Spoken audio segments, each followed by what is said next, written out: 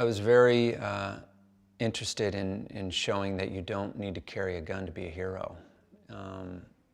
You know, what firefighters do it is a war movie, but it's a war against Mother Nature. And I just found that to be a refreshing kind of angle on what a hero is, given all the other kind of movies that are being made these days. It felt really grounded and real, and felt important, you know, for, you know, being a father now, you know, you think about movies your kids are seeing, this felt like a story that would be something I'd like them to see someday.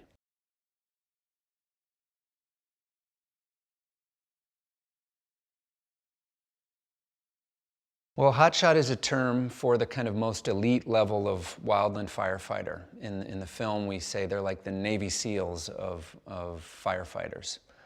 So they are the best trained, and to achieve that status, you have to work very, very hard and show that you've got the skills and the training to face the fire head on and be closest to the actual fire itself.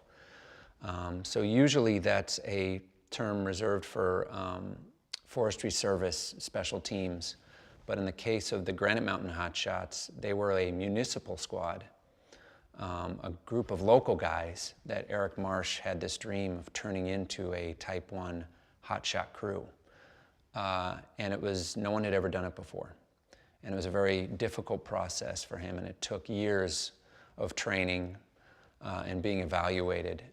And finally, they did achieve that status, becoming the first municipal hotshot team in the country.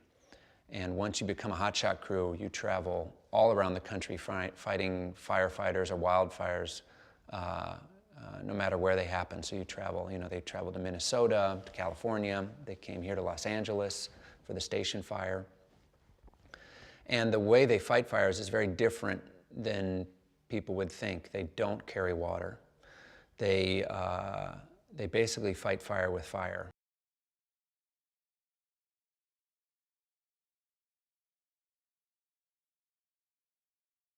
You know, I ask this question a lot because the work is so grueling. I asked a lot of these hotshots, what is it that you love about it?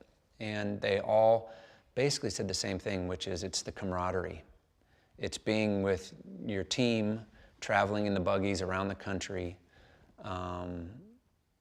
being with your crew and knowing they have your back. That camaraderie, that brotherhood is what draws them back every season. And that really was kind of, as I understood, the key to this film, is making sure we understood that. That's what kept them bonded together.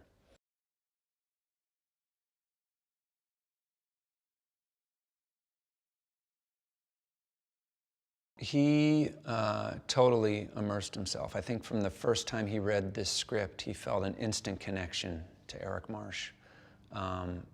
Because Josh grew up in a rural community on a ranch, I think even worked as a volunteer firefighter at one point in his life, and had even spent time in Prescott. He instantly felt a very profound and deep connection to Eric Marsh's character.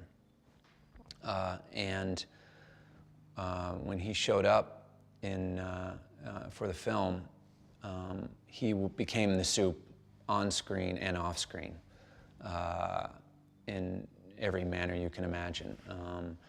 He organized everything from workouts with the guys and hotshot training things to having parties at his house with all the guys, really helping create that camaraderie that you see on screen. Just a real pleasure to work with Josh. He's a tremendous actor, and it's hard for me to imagine anyone else playing this role in such an authentic and grounded way.